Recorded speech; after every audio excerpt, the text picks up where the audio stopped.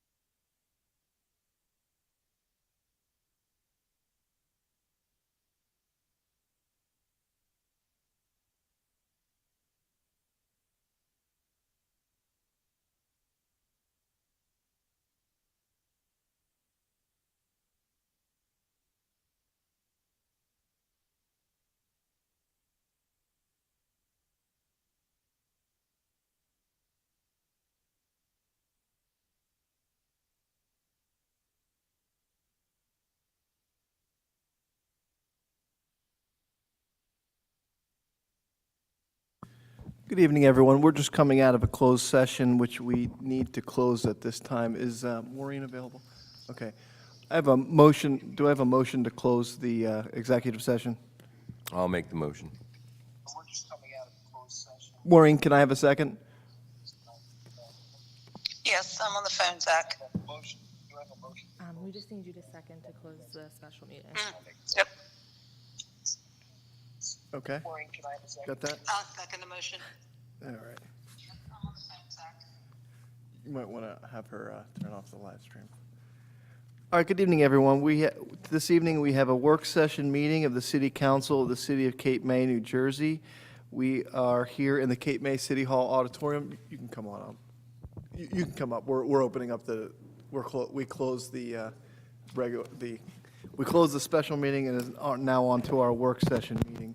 We are here in the Cape May City Hall Auditorium. It is Tuesday, February 7th, 2023. The time is now 5:02. Please join me for the Pledge of Allegiance. I pledge allegiance to the flag of the United States of America and to the republic for which it stands, one nation, under God, indivisible, with liberty and justice for all. Thank you. Under the Open Public Meetings Law, notice of this meeting was sent to the Cape May County Herald and the Press of Atlantic City, and a copy of the agenda was delivered to each member of City Council and posted on the Cape May City website and Cape May City Hall Bulletin Board.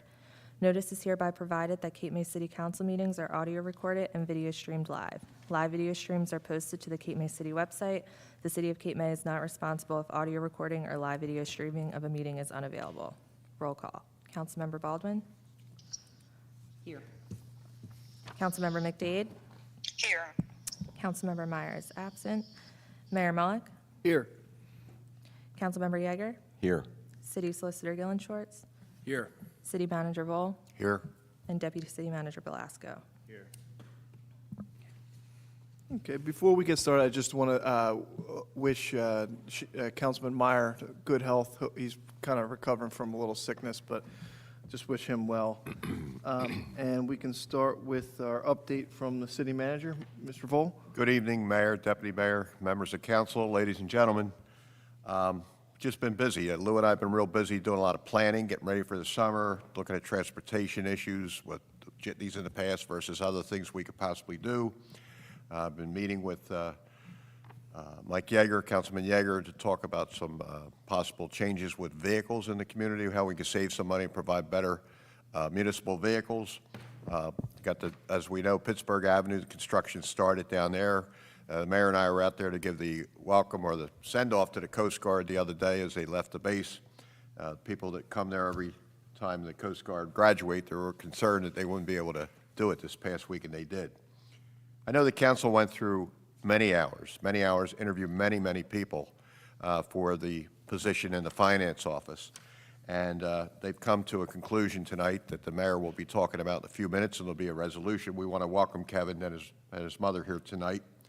Other than that, just real busy, and we're just getting things ready for the summer, and that's about it, Mayor. All right, thank you, City Manager Vol. City Solicitor? Nothing other than just to say the ordinance that's on tonight, I think, is another example of council trying to clear up some confusion in town, make things clear for residents and people that come to visit, and I think that's a good approach, and that's something that we've done since 2021, so I like seeing these types of approaches by council. Good, thank you. All right. So actually, first, we have a presentation that actually is going to be delayed till next city council meeting from the engineer. Okay. So that Mr. Vince Orlando will be here for the next city council meeting. We also have the Municipal Taxation and Revenue Advisory Committee. We will delay that until Dennis gets here. Before we go into the ordinance for introduction, I'd actually ask for someone to bring up 71. Yeah.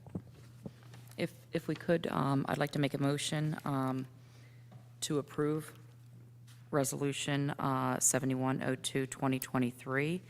It's appointing a temporary chief financial officer for the city of Cape May. I have a motion. Do I have a second? I'll make the second. And we're bringing that right to the top of the agenda. For Kevin and his mother are here. And I just want to say on behalf of the city of Cape May, we're really excited to get to work with you, Kevin.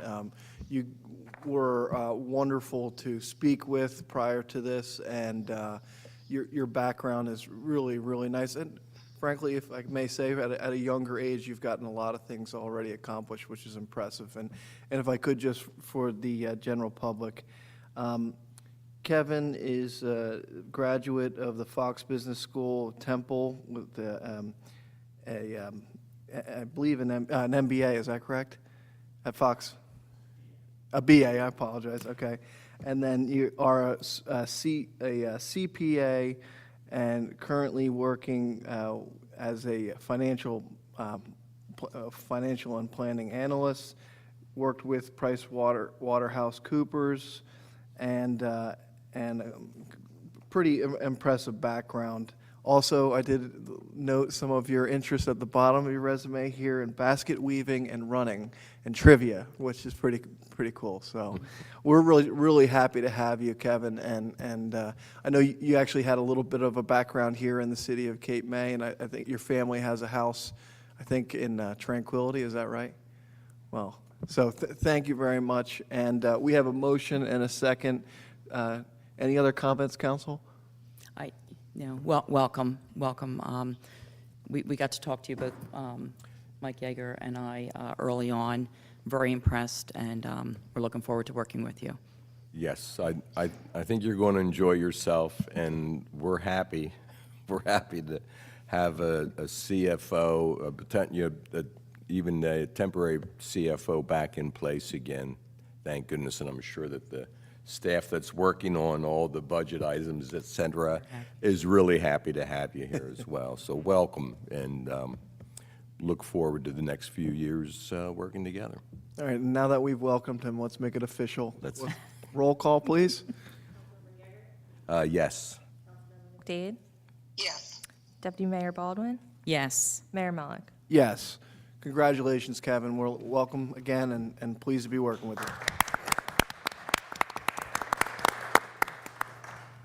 you. Okay.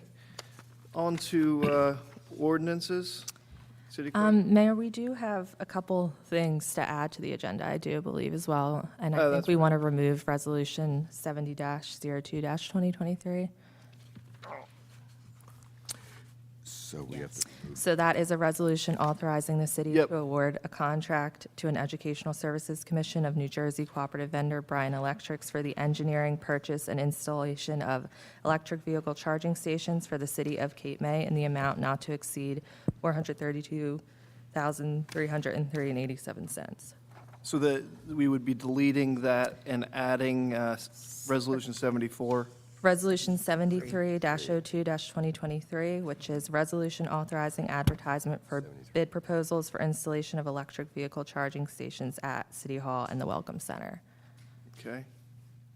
And do we want to add 74 at this time? Yeah, you can do that, you can do that all in one motion, too. You can remove 70 and add 73 for the advertisement of bids. And then I believe council also wants to add a resolution for the settlement of the Heron litigation.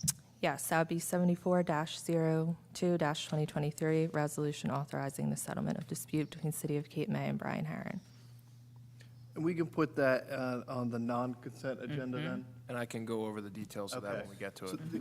are you okay with the other two, the other one put it on the consent agenda, Yep. everybody? Okay. Do I have a motion?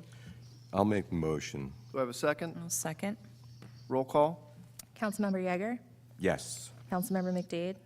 Yes. Deputy Mayor Baldwin? Yes. Mayor Mellick? Yes. Okay, now on the ordinances for introduction, City Clerk? We have 491-2023, an ordinance confirming duration of metered parking areas and inclusion of additional parking added to the Welcome Center in the City of Cape May. Do I have a motion? I'll make a motion. Do I have a second? I'll second. Do we have a, this is first reading, so there's no public comment. City Solicitor, could you give us just a quick Sure. synopsis? This is, I think, an issue that the clerk's office has brought up in the past, just to clarify the various changes that have occurred to the parking ordinance over the recent years. And I tried to highlight that in the preamble to this ordinance, just to clarify the ordinances that were enacted, what they did. Some of them replaced old provisions.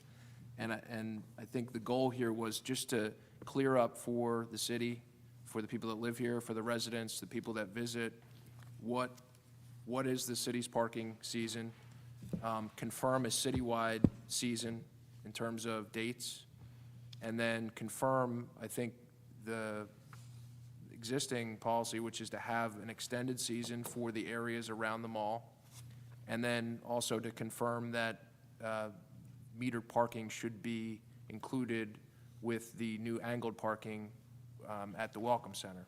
So this seemed like an opportunity to address all those things in one fell swoop, and just to confirm that, and any provisions that might conflict with that, they would be overridden by this. So to be clear, the city, and this I think is recommendation from the city manager's office, just to confirm a citywide season for parking meters, April 1st to October 31st. And outside of those dates, the meters are shut off. And then for the market, for the Washington Street Mall area, that's Mansion, Lyle, and Carpenter Lane, it'll be April 1st through December 31st. And then the new angled parking at the Welcome Center will be included. And that's the net result of the changes proposed here. And my understanding is this doesn't actually change anything that we've already been doing in practice. It's just really clearing up the code. Right, and part of that was, there was a map that was recommended before and incorporated in this ordinance, and the map has different times for zones. This doesn't get rid of that. It keeps the zones, and that map can be updated later. But what it does do is clear up at least for the duration of the year, April 1st, October 31st, the meters are going on. And then if it's in the area of the Washington Street Mall, that's going to extend to December 31st. And just to at least clear up the dates if there's any confusion there, and to keep it consistent throughout town for the various areas. Perfect. Mr. Mayor? Yeah, can I- please. Can I respond? And responding specifically about the maps, and as I was looking into this and talking to our deputy city manager, I think we need to look at redoing those maps, because they're not really that clear, just how it's actually outlined here in the ordinance, and making sure that we have that. I know it says see attached, but making that a little bit more defined. And to that point, I saw this as sort of a step one, step two. I took a look at maybe addressing the areas and plugging that into an ordinance, but there's so much there, it may be more simple to come up with a replacement map that the city can edit, and allow us to make changes in the future on the fly if we need to.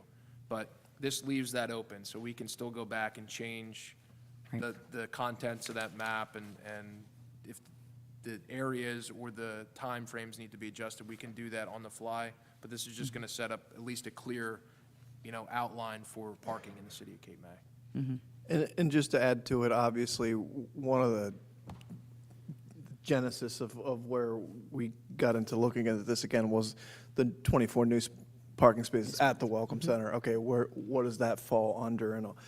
But just to be clear, because we all know that parking meter costs and discussion can be a bit controversial, anything that we'd be doing at this point would not be to increase pricing, but just to clarify how it's in the code. Right. Yep. Okay. Okay. All right, so we have a motion and a second. Any other questions on this one? Roll call, please. Yes. Yes? Yes. M-Track presentation. Right, are you ready to go, Dennis? Are we good with the computer?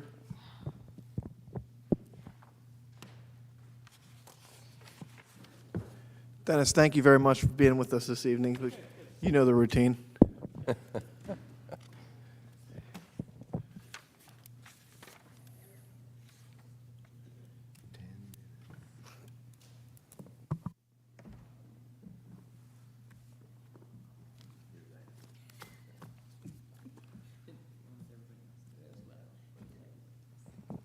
So before we get to resolutions this evening, we're going to have our Municipal Taxation and Revenue Advisory Committee update from Mr. Dennis Crowley.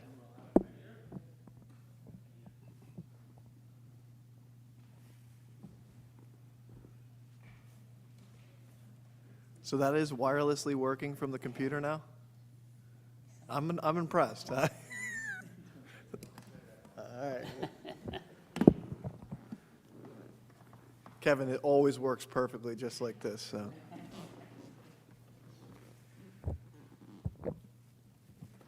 I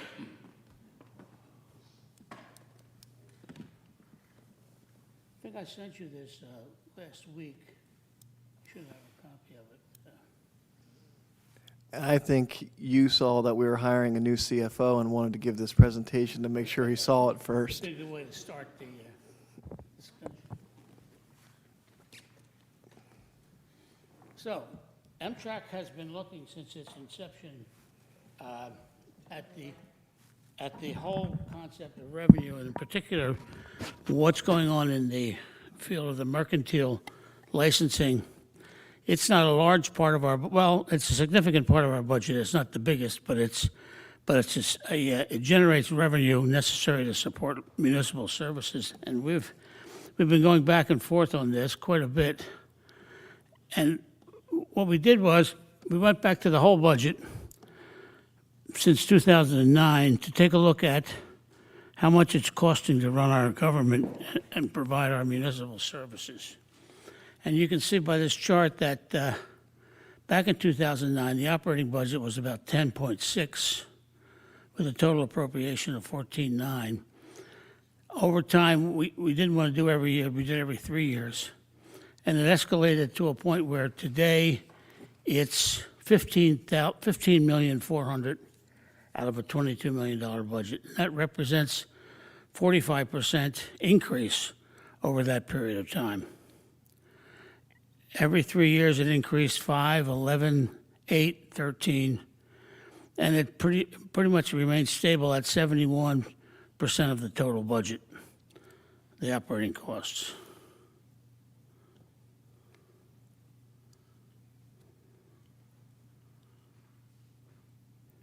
During that time, this is what it looks like in terms of spending, and there's a pretty steady escalation of dollars over that period of time. Nationally, during that same period of time, this is what's happened to the inflationary rate. It escalated about an average of 3% per year, and over that same period of time, it jumped 42.5%. And this is what it looks like on an annual basis. You can see what's happened in the last 3 or 4 years. Inflationary increases have gone pretty significantly higher than a 15-year trend, but it's still over time about a 43% increase in the inflationary rate. Now, our budget buys municipal services. It protects the interests of the safety of the residents. These are the services it provides. It's pretty much a foregone conclusion that the municipal budget is the municipal service package. And how much it costs to run that package comes from the various revenue sources we have over time. That inflation has been driven by basically 3 elements: the employee wages and benefits, the cost of operating supplies and equipment, and adding new services or expanding services to the budget. Now, during that same period of time, the mercantile fees, which are a part of that revenue package, and the council just recently, last year actually, instituted Ordinance 16.A, which would require that the city council review every year the licensing fee ordinances and modify them if it reflects cost of living adjustments or any other relevant factors. So we looked at the mercantile fees in that context as an assist to the city government. Back in 2009, the Cape May budget reported that it was going to spend $306,000 in revenue from mercantile fees. This year, 2022, just last year's budget estimated that it would collect $310,000. So over that span of time, we've seen a 1.3% increase in the revenue from mercantile fee revenues, which is about 0.1% annually. Doesn't keep track with the 43% increase. And here's what we found. Relatively unchanged. Conversely, our property taxes have risen 37.3% during that time. Our spending has increased 48% of that during that time. And nationally, the inflation rate has increased 42%. So we're looking at, in this particular study, a reason why mercantile fees should not be raised. And we can't find one. Because we then would, if we found a reason to not raise them, we'd have to ignore everything that's on the screen right there. I gave you this sheet last week to look at, and I don't expect you to read the screen, but the sheet's in front of you. And we got this from the city clerk's office just back before Christmas. And it shows the revenue and the number of licenses issued during 2022. And then you got to keep in mind also that this is not all the fees that we collect. This is all the fees from the mercantile licenses. We issued 1,500 mercantile licenses and an additional 2,700 assessments. Those assessments are the tourism fees and the parking fees that get attached to every license. So it's included in the mercantile license revenue. We got it from 39 different codes within the city council, city code book. With few exceptions, these fees have not been increased since around 2009. There are exceptions, but not many. And this is the interesting number because we actually generated, even though we projected 310,000, we actually collected $468,000 this year, and that's because of the residential rental fees, which were not factored in when the budget was put together a year ago. So that additional $120,000, $150,000 actually is a result of the mercantile. And some of the work of the Amtrak, you're allowed to say it. So that 468 is a lot better than 315 for sure. But it's interesting to note that of all that revenue, that 468,000, 32% of it comes from the residential rentals. The rest of the sources of revenue in that fee package are stagnant. They're the same. If you took our $160,000 off of the 468, you'd have $315,000. So it's the stagnation ratio is continuing. Now, the mercantile fee universe in Cape May is huge. There's probably somewhere between 90 and 100 different fees that we charge across the whole code book. And what we tried to do for this recommendation is to try and be a little more specific with respect to some of those things. And the equity issue, which is something our committee has always been very concerned with, really raises its head in the accommodation section. And that's because our residential rentals are in that accommodation section. And so we looked at the other fees in that area, and we found this. That residential rentals accounted for 36% of the units available in the accommodation sector. Hotels, motels, and guest houses are 64%. Despite that inequity there, the revenue is just the reverse. 150,000 came from the residential rentals licenses, and 60,000 came from all the others. So there's a serious issue of equity within this sector of our licensing package, and that's one of the reasons why we want to make a recommendation in that area, especially in the fact that red block was changed just last year, and the beige block hasn't been changed since beyond 2009. It reflects none of the inflationary reality that's taken place. So in this accommodation sector, we'd like to make this recommendation, and that is that for Code 19, which is hotel motel rental units, which are $32 a unit and have been for some time, and in Code 30, which is tourist and guest houses, which is $32 a unit as well, they need to be addressed to make them consistent with what we've done just past year. They need to be changed to make it more equitable within this sector of our licensing economy. And these fees we just put in effect range from $100 to $500, and the average $142 a unit. So our recommendation is that we take the national inflationary rate, which was 43%, and apply it to each of those codes. In effect, make $32 $45.50.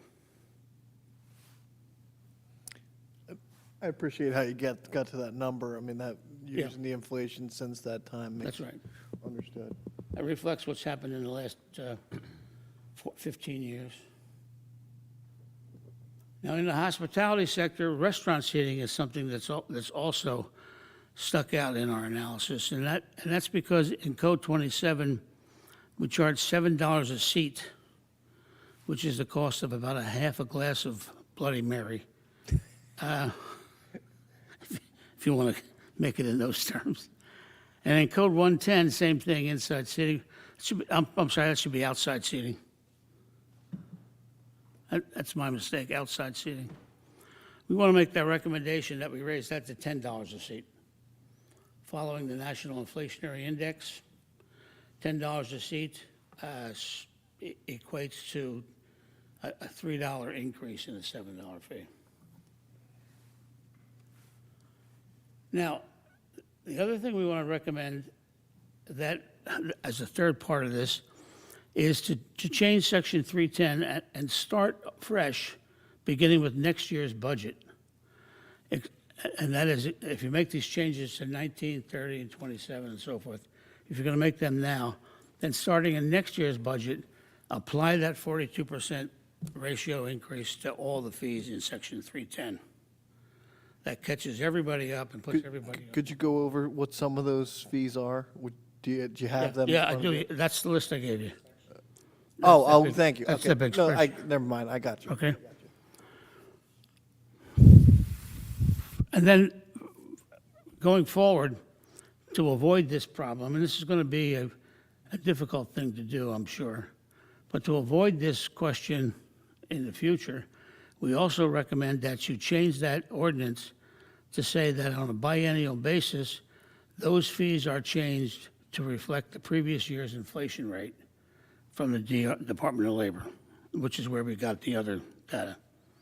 So take it off the agenda and just make it an automatic increase every 2 years so that you never fall this far behind again. Now, there's another chart. Let me give you this, because the issue is, well, how much revenue would this raise? And why don't you pass one of these out? Excuse me.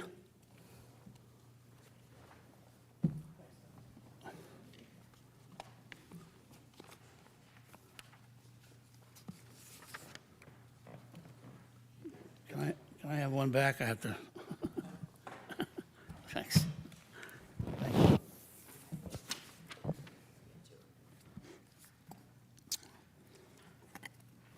Now, we were only talking on this recommendation about the accommodation section and the restaurant hospitality sector. But if you look at the larger picture of municipal mercantile revenue, this chart sort of explains what could and probably should happen on an ongoing basis. We looked at all of these fees that we got from the office. We looked at all of these fees, and we broke it down in this way. The mercantile licenses generally consist of four groups. One of them is that tourist assessment. The other is the parking assessment. And then the third is residential rentals, which represent about 90% of all the mercantile fees. All those other fees, and there's 461 of them issued, that represents 10% of all the mercantile licenses. Now, last year, we issued 4,311 licenses. Residential rentals were 1,055, and then those fees were about 2,700, and the rest were 461. From those issued licenses, we generated that revenue column, $468,000. $71,000 went to the tourism fee, $35,000 went to the parking fee, residential rentals generated $150, and the others generated $210. Now, in that $210 are these proposals, the hospitality and the residential rentals inside that 210. But if you applied over time that 43% increase to all of these licenses, you would generate $136,000 of new money annually. Now when we throw that figure on the table, we always say this. We always say that figure would allow the city to staff up to a point where it could effectively and comprehensively enforce these licensing ordinances. This becomes a funding source for your code enforcement. That's on top of what you're already spending. $136,000 a year is a nice piece of money to make sure that all of the ordinances are effectively enforced. Now, on top of this, going forward, we also have found that there's lots of other things in the budget which need further examination. One of them is, for example, the bus fees, tourism bus fees that come in and park in town. It's never been looked at. We tried to look at it a little bit about a year ago. We still need further inquiry into that, but it's a big piece of the city's economy, and it's generating almost nothing for the city. It's generating for the businesses, and it's generating for the Chamber of Commerce to a degree, but the city's not getting anything from these buses coming in. And something needs to be looked at. Another thing that needs to be looked at is the use of the beach by various accommodation businesses along the beach who rent the beach for their personal private use of their guests, and how much we charge for them needs to be reexamined. Isn't, just so I'm clear on that, isn't that bid out? It's a 2 or 3 year contract. But I think it's a bidding process. It is a bidding process, but So you would be, to be clear, you would think there'd be a better way than bidding? I mean, a better way to bidding and a better, maybe floors on the bidding process, ceilings, competitive bidding. There's lots of ways to make sure we're getting maximum yield from the use of the beach. I just want to be clear on that for the public, that those licenses are available to anyone and are bid out. The highest bidder Yeah. gets the license, you know? Right, yeah. It's another area we can look at. Another area we can look at is the whole notion of parking and how much revenue we can generate from the parking in the city to support what we want to do about our jitney service and our transportation system. Part of it would be to enact these changes we're recommending here, because as you see from the chart, it's going to generate a significant amount more for the parking fees and the tourism fees, and that money is available for subsidizing the jitney. But that's a decision you guys make. The point is, we need to get caught up to what's happening everywhere else in the country in terms of how much it costs to run a business and how much it costs to provide our services. Our budgets are going up 48%. Our taxes are going up significantly. our mercantile licenses have not gone up, they've not kept pace. And these are not licenses that are capped by service provision. These are licenses capped by administrative costs. Just because you said taxes are going up, just a little asterisk, if I may. Not lately. The last 3 years have seen a 0%, and we're working on the fourth budget right now as we speak. And we have this expert CFO that we just hired that is going to keep it as our fourth year without an increase. But Well, we don't want to pay no property taxes. But yeah, no, exactly. where's that chart we had here?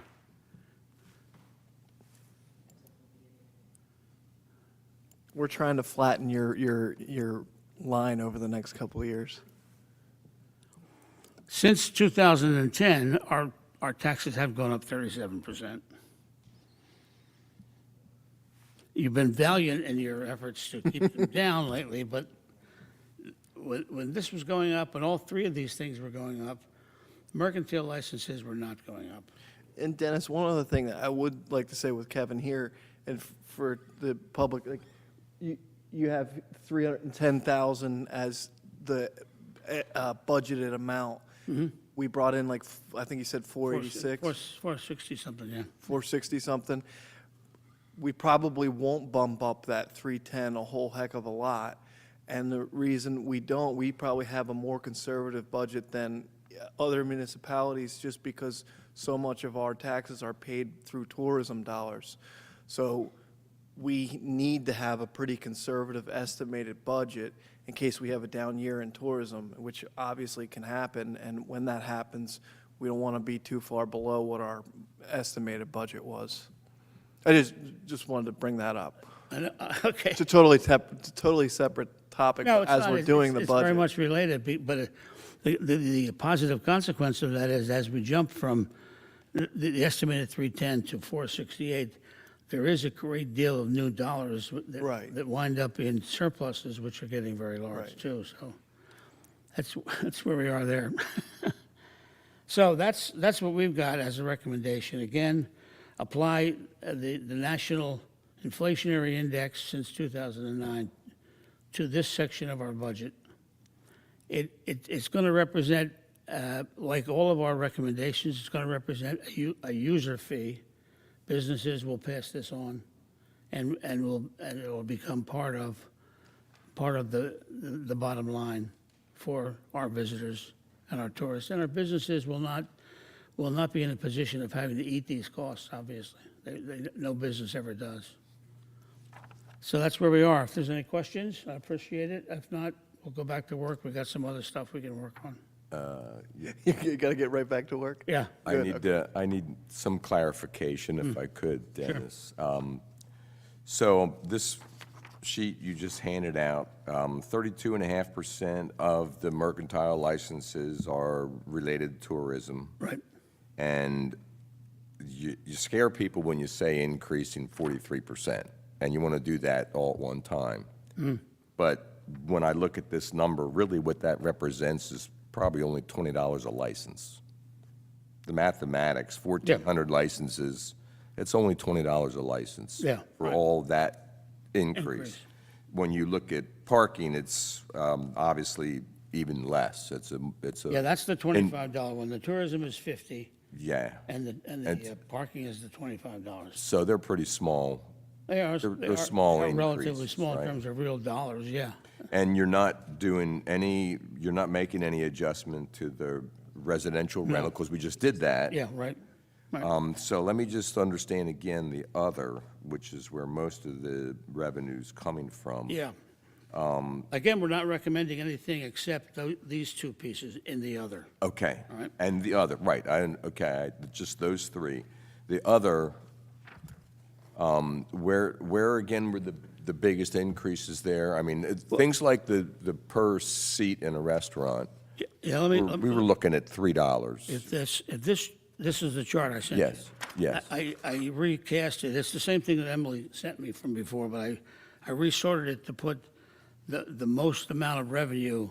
I ordered it by the most amount of revenue. If you Okay. look at the top 10 revenue generators, well, one of them is late fees, $1,600. You can look down here, and there's a variety of things, boat marina slips. Right. that's currently $22 a slip. If you added 43% to that, it would be Again, $30 a slip. what we're talking about here are on per dollar mercantile license fee. These are really small numbers. But they're a they're big relative. number for the city, but they're for the individuals that have to pay them. It's a small number for the individual, and it's a big number because there's so many of them Yes. across a variety Yeah.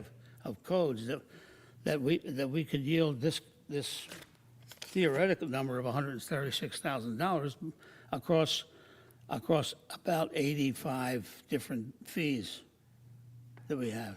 And I guess that's all I wanted Yeah. to make sure everybody understands in summary is that it sounds like it's a huge increase to everybody and it's going to be painful, but it's really, we're talking small dollar increments We're talking about here for the small best dollar, part. Yeah, we are. Okay, Yeah, it's not outrageously large. right, Many of these increases would be less than $10. yes. I think one thing too, with the annual inflation rate, it just makes a lot of sense to me on a lot of. Absolutely. On moving forward, I mean, if things are just tied to an inflation rate, I always think that makes a lot of sense. Yeah, I mean, like I said before, we couldn't figure out a reason not to do this, just based on the fact that we live in an environment where everything is going up.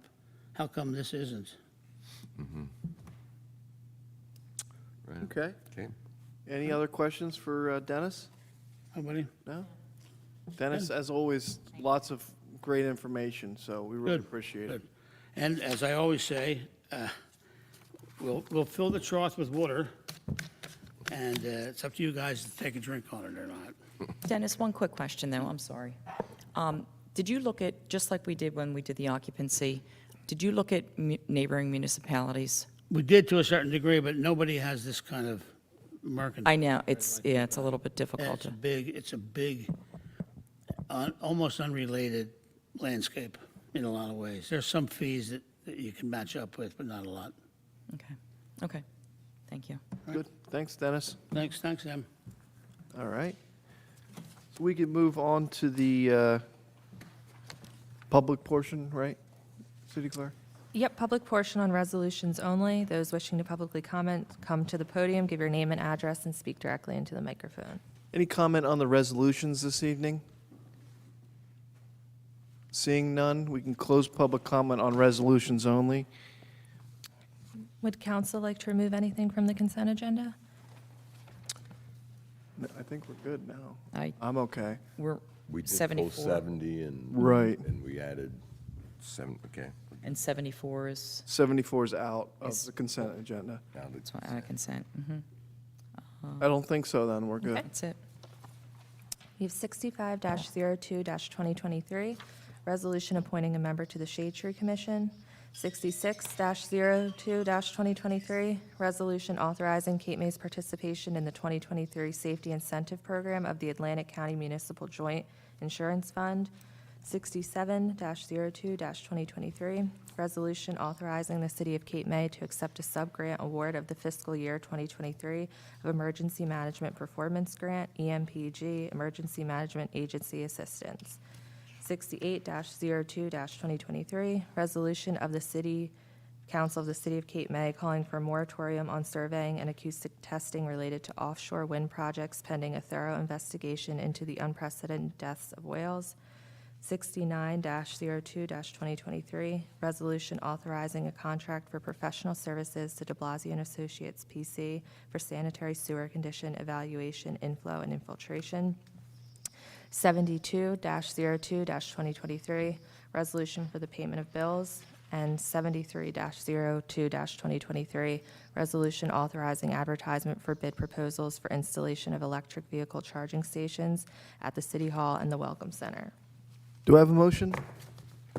I'll make the motion. Do I have a second? Second? Roll call? Councilmember Yeager, Yes. Councilmember McDade, Yes. Deputy Mayor Baldwin, Yes. Mayor Millick. Yes, and I just want to thank Colin Smith for his work on that OEM grant, $10,000. Nice, so, thank you. Next, we have 74-02-2023, a resolution authorizing settlement of dispute between City of Cape May and Brian Herron. Do I have a motion? Make the motion. Do I have a second? Second. Maureen seconds, oh, good. Yes. Okay.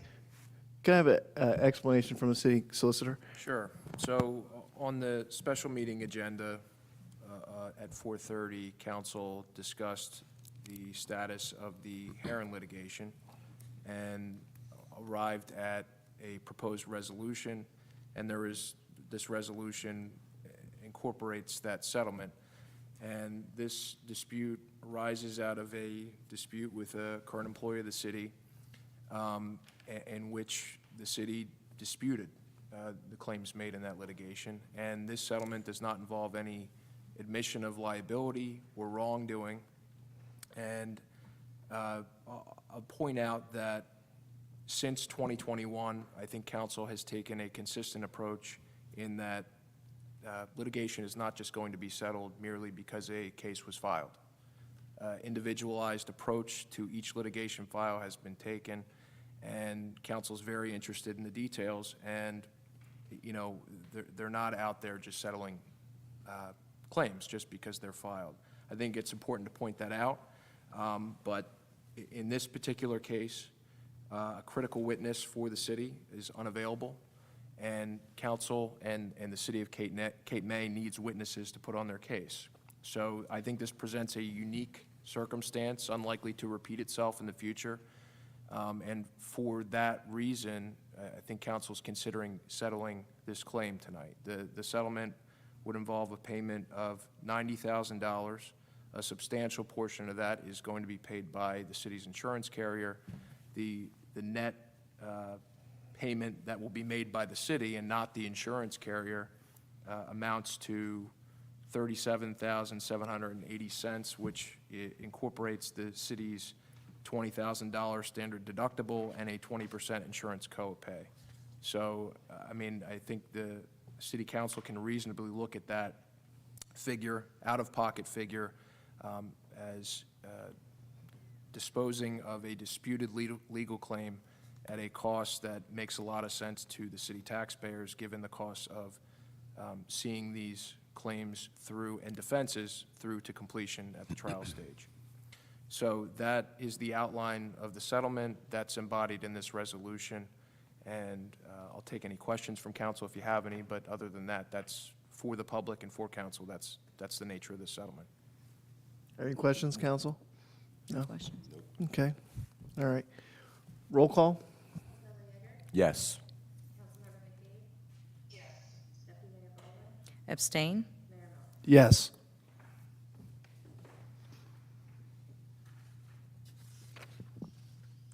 Okay, old business? Any old business, council? No? Any new business, city solicitor, Nothing tonight, Mayor. Thank you. city manager, Nothing, sir. city clerk? Nothing Deputy? tonight, Mayor. All right. Councilmember Baldwin. Just a couple of quick things. Resolution 68, the surveying, just an informational meeting is going to be held with a lot of municipalities up and down the coast here in Brigantine on Saturday at 11 o'clock, if anybody's interested. And just another reminder for the existing library, there's a survey that's on the website. It's easy. It's on the first page of the website. We're looking at repurposing that library once we have the new library. So if you haven't gone on, make sure that you go onto the website and complete that survey. And that's all. Thank you, Mayor. Okay. Councilwoman McDade? Nothing at this time, Mayor. Thank Okay, you. Thank you. Councilman Yeager? Nothing tonight. Okay. Just a couple quick ones from me. One, again, I just want to welcome Kevin. You got a small sample of the educated people that you'll be presenting to yourself at some point, so.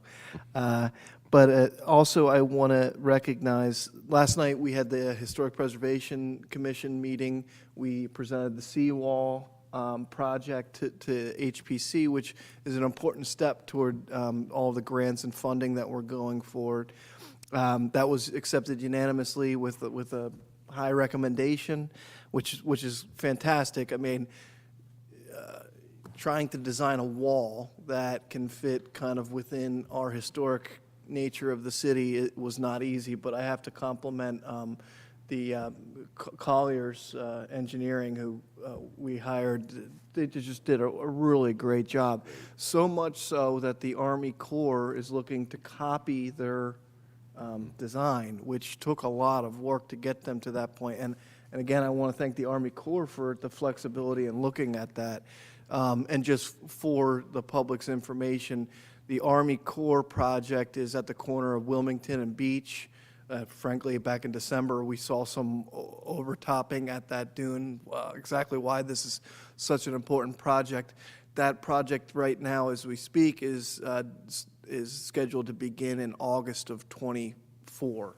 August of '24. So it's on schedule, and they've been really excellent to work with.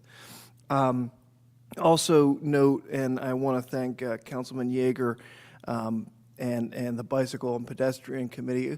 Because of some of their hard work, we just received a $200,000 grant to even study further this, making the roads and streets in Cape May as safe as possible. Not only will that help, design and engineer what we can do to make it even safer, but it opens us up for other grants within the infrastructure bill that we all know is going to be really important to have our, toe in the water to get some of that funding. So with that, we'll open it up for public comment. Anyone wishing to speak? City Clerk, I don't want to take all your. Please come up to the podium and state your name and address. Anyone here to speak? Yeah. Jay? I see. And Jay, as you are coming up, we just want to thank you too. We mentioned earlier the kind of the welcome committee for the Coast Guard, and I know you're there most Friday afternoons. So Fridays. thank you. There's 2 weeks off, I think, now. Okay. I just want to, on the new bulkhead project, Yes, sir. I just want to make sure that they're not intending to remove any of the marine forest that's in the vicinity of that area. Okay. Okay, that's holding down the beach. Oh, the dune, you mean? Oh, dune, no. Our goal would be extremely to improve the dune, for sure. Okay. now that's- Will some vegetation have to be removed? Yes, but upon completion of the project, the goal is absolutely a stronger dune than what we started with. Okay, all right. Definitely. That's what I was concerned with. Yes. All right. Yep. Yeah, a lot of new plannings, Yeah. Oh, yeah. a lot of new planning. Yep. Any other public comment? Dennis?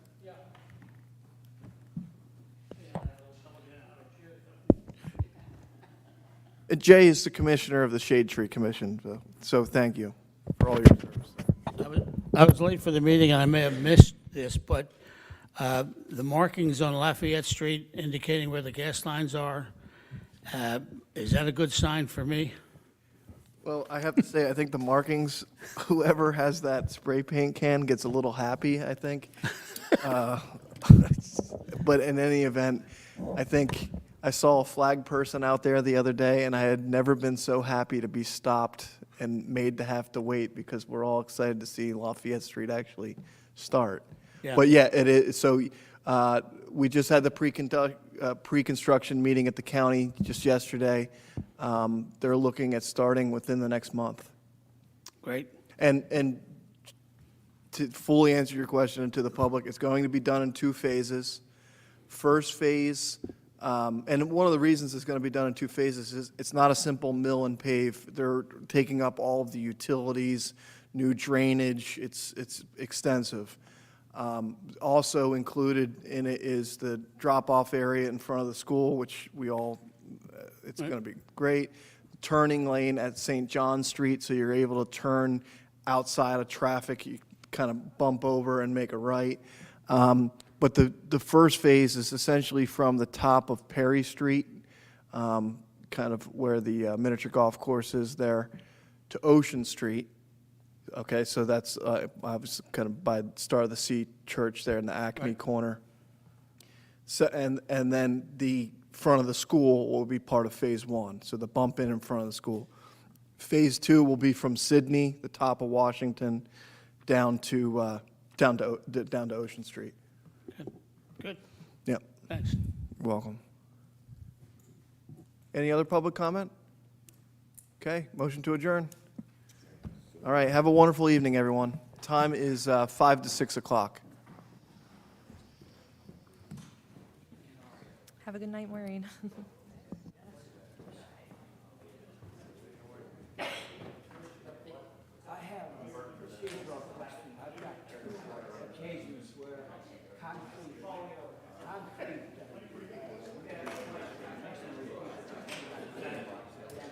and I don't know if I have the authority to write a warning letter to the owners if they may be damaged on the will, they may be held responsible for damage to city trees.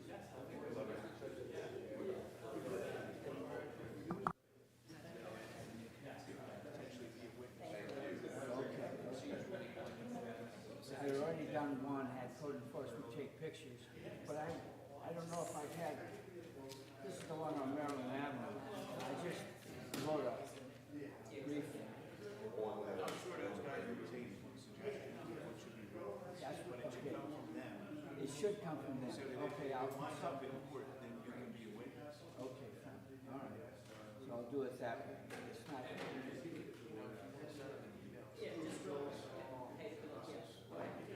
Yes, I'll give them all the information to Bill and the boys